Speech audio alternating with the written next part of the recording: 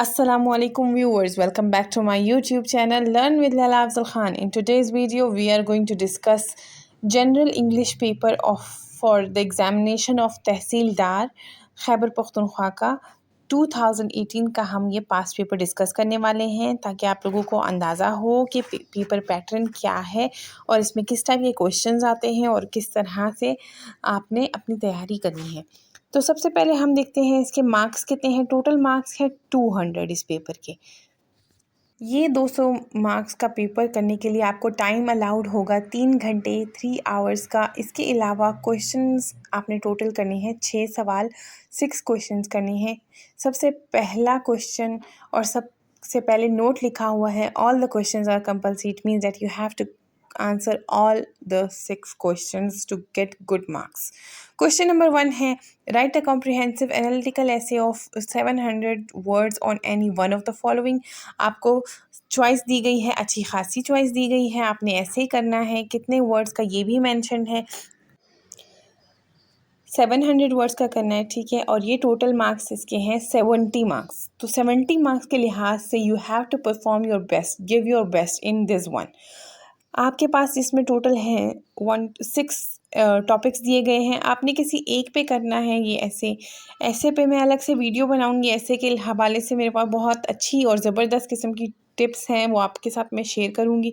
आप short assess कैसे कर सकते हैं, आप बड़े एसेस कैसे कर सकते हैं, CSS वाले कैसे कर सकते हैं, इस सब के लिए बहुत आपके काम आने वाली हैं।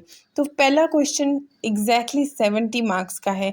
आपने फिर एक और वीडियो मैं बनाऊंगी जिस पे मैं टाइम मैनेजमेंट करना सिखाऊंगी कि 200 मार्क्स के पेपर को आप कैसे हैंडल कर सकते हैं with in 3 hours.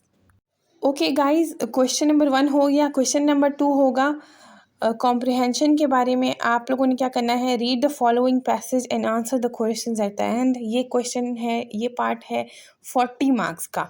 Total 40 marks का है। आप लोगों ने बहुत ध्यान से पैसेज पढ़ना है, 1 से 2 या फिर 3 दफ़ा, ताकि आपको कॉम्प्रिहेंशन या इस पैराग्राफ की थीम समझ आ जाए, आपको पता चल जाए इसमें बात क्या की गई है। फिर आप क्वेश्चंस रीड करके एक दफ़ा फिर पैसेज रीड करेंगे तो आपको क्वेश्चन का आंसर देने में बहुत आसानी हो जाएगी। अब हम देखते हैं कि आगे क्या है इस पेपर में। फिर आगे आपको टोटल 6 7 8 क्वेश्चंस दिए गए हैं, आपने इनके आंसर्स करने हैं। 8 5 40 यानी कि एक क्वेश्चन, एक पार्ट जो है इसका 5 मार्क्स का है। टोटल 40 मार्क्स का ये क्वेश्चन नंबर 2 पूरा है। अगेन एक और चीज़ मैं मेंशन कर दूँ, क्वेश्चन नंबर 2 और क्वेश्चन नंबर 3 में चॉइस है। आप या तो कॉम्प्रिहेंशन करके उसके आंसर्स कर दें या आप क्वेश्चन नंबर 3 कर ले। क्वेश्चन नंबर 3 भी 40 मार्क्स का है। और ये क्या क्वेश्चन है, right a composition starting with any one of these lines. 3 आपको सेंटेंसेस दिए गए हैं, इन 3 में से कोई सा एक आप लोगों ने कंपोजिशन करनी है। आपने वो कंपोजिशन मस्ट जो है इन 3 में से कोई एक जो आप कर रहे हैं उस लाइन से स्टार्ट होनी चाहिए, और ये भी 40 मार्क्स का है। तो आपने क्वेश्चन नंबर 2 और क्वेश्चन नंबर 3 में से कोई सा एक करना है, दोनों नहीं करने। फिर आपने क्या करना है, हाँ एक और चीज़ मैं मेंशन कर दूँ, अगर आपकी कॉम्प्रिहेंशन अच्छी है, आप कॉम्प्रिहेंशन में बहुत अच्छे हो तो आप कॉम्प्रिहेंशन करना। अगर आपकी कंपोजिशन बहुत अच्छी है, आप कंपोजिशन में बहुत अपना बेस्ट परफॉर्म करते हो तो आप वो करना। तो डियर स्टूडेंट्स, ये आपकी तैयारी पे बेस करता है। आपने अपनी तैयारी को मद्देनज़र रखते हुए क्वेश्चन अटेम्प्ट करना है और चॉइस पे वही चीज़ आपने छोड़नी है जो आपको लगता है आप पहले वाले से कम अच्छा परफॉर्म कर सकते हो। तो फिर आपने अगर कॉम्प्रिहेंशन की बेहतरीन तैयारी की हुई है, बहुत ज़्यादा प्रैक्टिस की हुई है, आप उस चीज़ में अपना 100% दे सकते हो, तो आप कॉम्प्रिहेंशन करना, कंपोजिशन की तरफ फिर जाने की ज़रूरत बिल्कुल भी नहीं है। क्वेश्चन नंबर 4 है 30 मार्क्स का। इसमें आपने क्या करना है, आपको 15 इडियम्स दिए जाएंगे। आपने क्या करना है, explain the meaning of any 10 of the following and use them in sentences. इनमें से कोई से 10 इडियम्स का आपने मीनिंग एक्सप्लेन करते हुए उनको सेंटेंस में यूज़ करना है ताकि वो मीनिंग वाजे हो जाए। तो ये हमारे पास है अगला क्वेश्चन, क्वेश्चन नंबर 4, जो कि है 30 मार्क्स का। याद रखिएगा, आपने मीनिंग्स लाजमी एक्सप्लेन करने हैं, सिर्फ सेंटेंसेस में नहीं यूज़ कर लेना ताकि आपको पूरे मार्क्स मिल सकें। उसके बाद हमारे पास क्वेश्चन नंबर 5 है 30 मार्क्स का। Read the following passage carefully and write a precis of it. आपने इस पैराग्राफ की प्रेसी लिखनी है। इस 30 मार्क्स का ये क्वेश्चन है और प्रेसी करते हुए किन बातों का ध्यान रखना है मैं शॉर्टकट में बता देती हूँ। वैसे मैं प्रेसी पे अलग से वीडियो बनाऊँगी। प्रेसी एक्चुअल पैराग्राफ का 1/3 होना चाहिए। आपने प्रेसी से बहुत मिनिमम वर्ड्स यूज़ करने हैं, आपने अपने वर्ड्स में लिखना है। और इस पैराग्राफ में से एक्चुअल पैराग्राफ में से एग्जाम्पल्स और जो भी आपको बीच में एक्स्ट्रा इन्फॉर्मेशन नज़र आ रही है वो कट करके इस पूरे पैराग्राफ का क्रक्स लिखना है। Main point, main idea, main theme नहीं मिस होना चाहिए। आपने इस बात का बहुत ध्यान रखना है।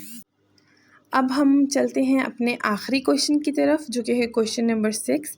अच्छा, टोटल मैंने स्टार्टिंग में आप लोगों को कहा था कि 6 सवाल करने हैं। अब आप लोगों को समझ आ गई, बीच में क्वेश्चन नंबर 2 और 3 में चॉइस थी।